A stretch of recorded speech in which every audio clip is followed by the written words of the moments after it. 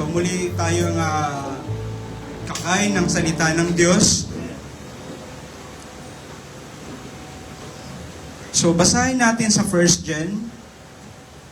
1 John chapter 1 verse 3, and then susunod po ng 7 yan. So sa 3, that which we have seen and heard declare we unto you, that you also may have fellowship with us.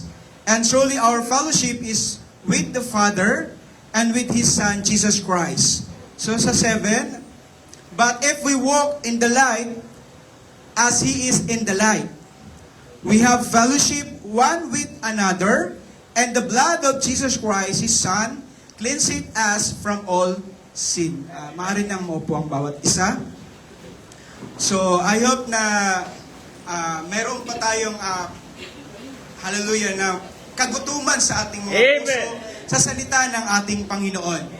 Praise God. So, ang ating mensahe sa araw na ito ay about sa how to enter into real fellowship. So, paano tayo makakapasok sa totoong fellowship natin sa ating Panginoon. Praise God. So, sa panahon ngayon, mga kapatid, maraming tao ang naghahangad ng maka-fellowship ang Diyos. Amen? Ngunit, ang tunay na pakikisama or tinatawag natin na fellowship sa ating Panginoon ay hindi lamang ito basta pagsasama-sama o pagtitipon. Amen? Ayon kay Apostol Juan, ito ay espiritual na ugnayan natin na nagsisimula sa pagkilala kay Kristo. Amen. At ito ay nagbubunga ng pagkakaisa natin sa kapwa mananampalataya. Amen? At ating suriin kung paano makapasok doon sa tunay na fellowship na tinatawag natin. Hindi sa pamamagitan ng relihiyon, kundi sa pamamagitan ng buhay kay Kristo. Hallelujah! Ito ay nagbubunga ng pagkakaisa, kabanalan at kapatawaran. Kapag tayo ay nakapasok doon sa tinatawag natin na fellowship. Praise God! So, sa simpleng paglalarawan ng ating propeta, mga kapatid, ito ay pinapaalala sa atin na kahit gaano karami ang silid sa ating tahanan, ay ang tunay na pamumuhay ay umiikot lamang sa tatlong pangunahing silid. Amen. Ang una, mga kapatid, ito'y tinatawag natin kusina.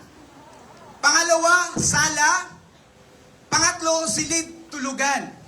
Ito ay isang makapangyarihang simbolo na ating spiritual na buhay. Nasa kabila ng maraming aspeto ng pagkatao natin, mayroon doon na tinatawag natin ng pundasyon na bahagi na hindi natin maaaring kaligtaan. Ano ba yon? Ano ba yung sinasabi ng mensahe natin, mga kapatid? So sabi dito sa mensahe, mga kapatid, now, many people here might disagree with me by this, but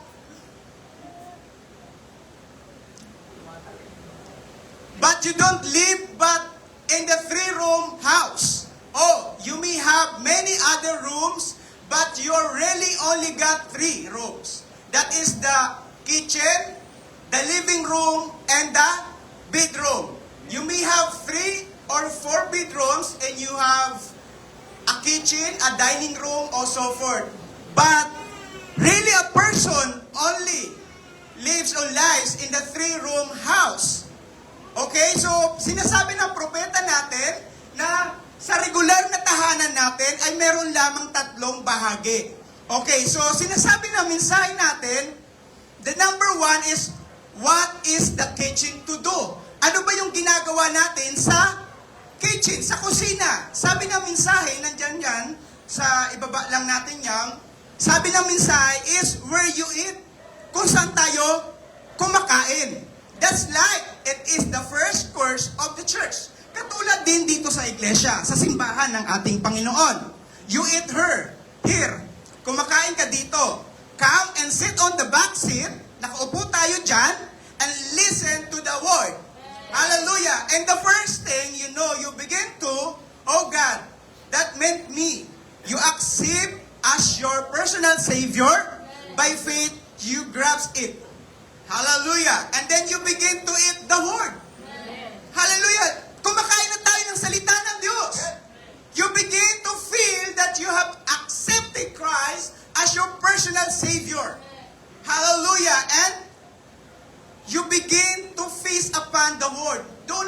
nagsisimula na magpakabusog ng salita ng Diyos. Hallelujah! So, minsan mga kapatid, sabi ng propeta, where you used to get up and walk out the building, if the preacher didn't say something just sweeted you not right, ibig sabihin, mayroong mga tao na hindi niya gusto yung sinasabi ng preacher, siya ay tumatayo sa kanyang upuan at lumalabas. Hallelujah! You get up and walk out. But if you once accepted Christ, you've been separated then. The waters, by the word of separation, separated you from your evil thinking. So, kapag tayo ay nabautismuhan na, hallelujah, at naka-fellowship na natin ang ating Panginoon, mananatili tayo dyan sa upuan natin.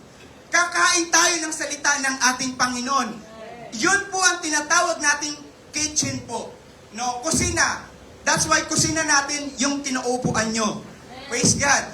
So, pangalawa, ano yung bahagi ay living room. Ano naman ang ginagawa doon sa living room?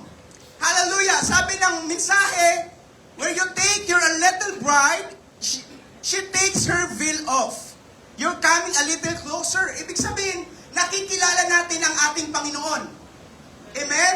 And then when you do, put your arms around her, talk to her or embrace her, that's how it comes into the fellowship of the Lord Jesus Christ. So, ganun na po ang ating sitwasyon ngayon. No? Tayo ay nasa fellowship na ng ating Panginoon. But you do, bago gating gawin yon, you are separated from your sins. Then you embrace the Lord Gospel. So, ini-embrace na natin ang salita ng Diyos. Minamahalan natin ang salita ng Diyos. Kasi nakapasok na tayo sa fellowship. You embrace the written word. That is the mensahe natin. Niyayakap na natin yung mensahe. You believe it with all your heart. Naniniwala tayo sa mensahe ng ating propeta. That's why nandito tayo. Amen? And God, it doesn't matter what you want me to do. And whatever you have planned in my life. So, ibig sabihin lang, nakapasok na tayo sa fellowship. Amen? Nakikinig na tayo ng salita. Amen? Niyayakap na natin ang mensahe. Anong next? The next room is the bedroom. So, ano po ang ginagawa sa bedroom natin? And sabi ng mensahe, mga kapatid, hallelujah, so, sinasabi ng mensahe, the next room is the bedroom. When you go to this bedroom, then you come into fellowship and relationship. So, dalawa na po yan. Hindi lang relationship, ay fellowship, kundi relasyon natin sa ating Panginoon. You come into relationship, then you have complete relationship. So, amen? Hindi tayo makakapag-fellowship kung wala tayong relasyon sa ating Panginoon. Because you cannot have complete fellowship until you become relationship. Hallelujah! And anyone knows that. So, sabi pa, listen, as it with the church today, yung mga iglesia ngayon, we got too many people. We got too many of them that's ashamed to go into the complete relationship with God and new life and new birth. So maraming mga iglesia ngayon no ayaw makipag-relasyon sa ating Panginoon. Hindi sila nakakarating dito sa bedroom. Hallelujah! Doon lang siya sa kumakain at nakikipag-fellowship lang. Pero pagdating sa relasyon ay nawawala na sila. Amen? So, yun ang ibig sabihin. Nasa silid-aralan na, ibig sabihin, mayroon na tayong kumpletong relasyon at fellowship sa ating Panginoon. So the next, basahin po natin sa 1 Corinthians 14:40. Sabi niya po dyan, let all things be done decently and in order. Ibig sabihin, gawin ninyong may karapatan at may kaayusan ang lahat ng bagay. Praise God. So, bago natin basahin ang mensahe, mahalagang maunawaan natin kung bakit tayo tinawag ng Diyos na magtipon sa kanyang bahay panambahan. So, ang bahay-sambahan ay hindi simpleng lugar na kapag titipunan ng mga tao, kundi ito ang banal na lugar ng pagsamba. Okay, sabi ng mensahe,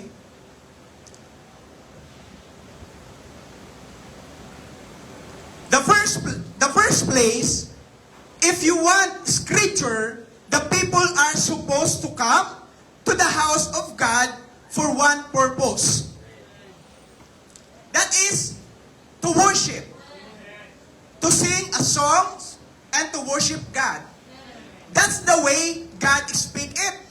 Yan yung inaasahan ng Diyos sa atin. He doesn't expect us to come into the house of God to talk about our something else. Hindi inaasahan ng Diyos kung ano yung mga pag-uusapan natin about sa ating mga buhay. It doesn't expect us to come into the house of God to talk about or something else or talk about one another. Talk about what we got to do through the week. He expects us to come to worship Him, His house of worship, and everything should be done decently in order. Said Paul in the Bible. Everything's supposed to be right. So hindi po tayo pumunta dito sa simbahan para magkwentuhan. Amen? Hindi tayo pumunta dito sa simbahan para mag-cellphone. Amen? Kumain during service at maglakad-lakad. Sabi nga ng mensahe, ito ay worship na lugar para sa ating Panginoon. Nasaan ang respeto natin sa Diyos? Diba? Nasaan yung respeto natin sa Diyos? Kumakain, nagsa-cellphone, nakipagkwentuhan, nasaan ang respeto natin sa Diyos? It's the house of worship. May tamang oras na kalaan para dyan. Ang gusto ng Diyos sa atin, makapag-fellowship sa Kanya. Hallelujah. He speaks us to come to worship Him. Hallelujah. Yun ang gusto ng Diyos sa atin. Hallelujah. Praise God. Ano pa ang sinasabi dito sa Hebreo, mga kapatid? Sabi niya pa dito sa Hebreo 10:25, huwag nating pabayaan ang ating pagtitipon. Gaya ng ugali ng iba. Huwag nating gayahin yung ugali ng iba na pinapabayaan nila ang gawain ng Diyos. Kundi palakasin ang loob ng isa't isa, lalo na ngayon na nakikita nating malapit na ang araw ng Panginoon. So, ano ba ang sabi ng mensahe?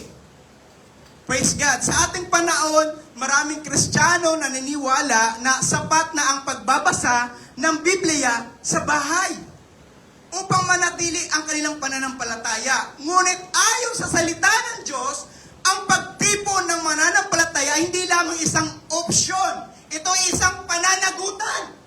Hallelujah sa ating Panginoon. Okay, punta tayo sa mensahe. We feel that every person is duty bound to attend some church is belong to some church as a Christian. Amen. Many people say, oh, I stay home and read my Bible. I'm just as well off. Okay lang ako. No. Sabi ng propeta, no. The Bible said, we shouldn't forsake to assemble ourselves together. Amen. We've got to do that. We've got to stand together in all the churches. So, naniniwala tayo na ang bawat tao ang may tungkulin na dumalo sa iglesia, sa simbahan natin, maging bahagi ng iglesia bilang isang Kristiyano. So, maraming magsasabi, sa bahay na lang po ako magbabasa ng Biblia. Sa bahay na lang po ako magbabasa ng mensahe. So, hindi po. Sabi ng ating propeta, may inilaan ng Diyos para dito po tayo magtipon-tipon para purihin siya. Amen. Amen. Huwag natin, hallelujah, ihiwalay ang ating sarili sa simbahan. Hallelujah. And the next message po,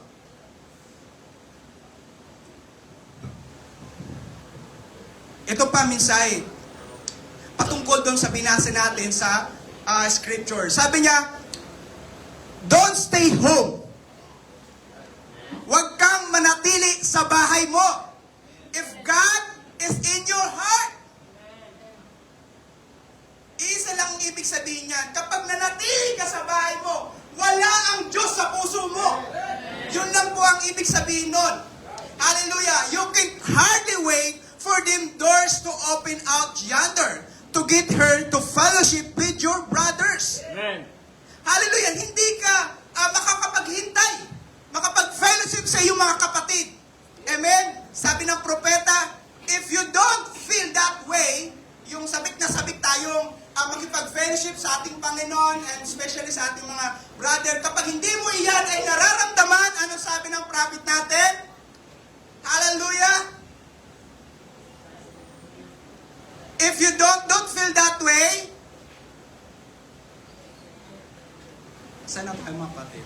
If you don't feel that way, then I tell you, it's time you got to praying. Amen. Yan na yung pagkakataon na manalangin ka, umiyak ka sa Diyos na magkaroon ng inspirasyon. Amen. Kagalakan sa puso. Praise God, yan na ang pagkakataon o sinyales na ikaw ay malayo na sa Diyos. Amen. Praise God. And then sabi niya pa, to love one another with Christian love and divine love, to assemble ourselves together and the heavenly places. Ito po yun. Ito yung lugar na yun. In Christ Jesus and love one another. And then will men know you're my disciple with you have love for the other. So yun po ang sinasabi ng ating Panginoon, huwag tayong manatili sa bahay. Suportahan natin ang gawain ng Diyos. Yung midweek service natin, hindi po yung karaniwang gawain. Special po yan na gawain ng Diyos.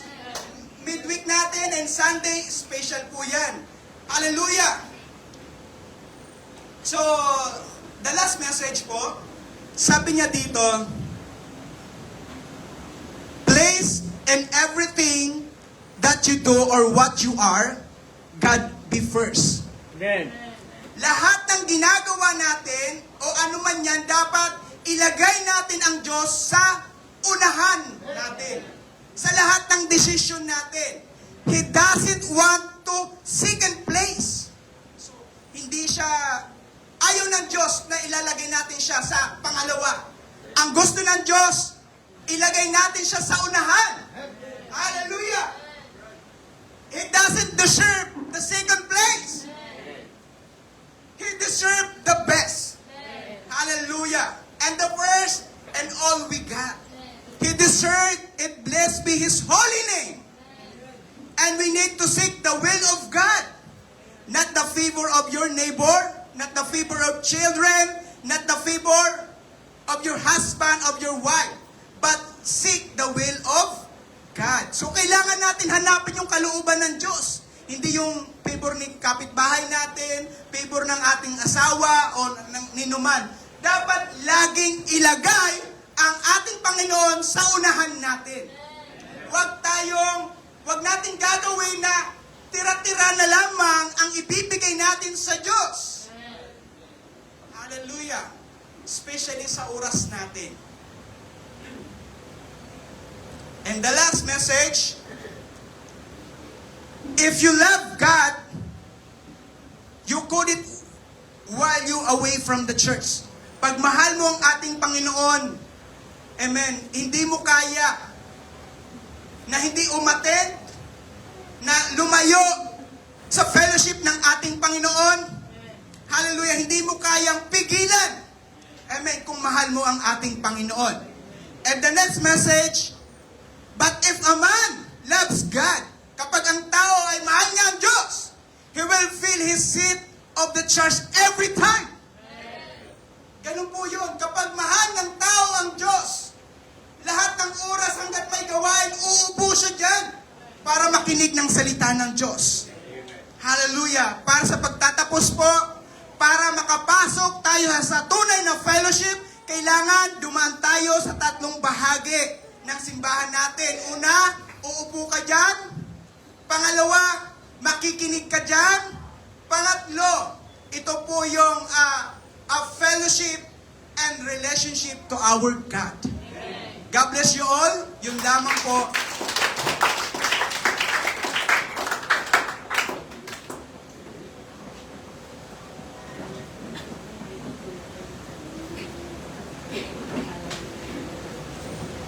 God bless you, kapatid. Napakaganda ng mga mensahe na narinig natin. Ito'y pagkain ng ating kaluluwa.